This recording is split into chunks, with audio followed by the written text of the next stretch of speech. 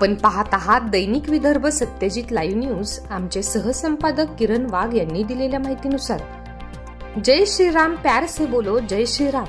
पांगरीमाळी तालुका देऊळगाव राजा येथील पांगरीमाळी इथे पालखी मिरवणूक काढून जय श्रीराम महोत्सव साजरा करण्यात आला। भजन मंडळी, गावकरी मंडळी, भैरवनाथ मंडळी तसेच महिला मंडळ, बाल गोपाल सर्वांनी सहभाग घेऊन पालखी मिरवणूक काढली। मिरवणूक काढून आपापला आनंद व्यक्त केला।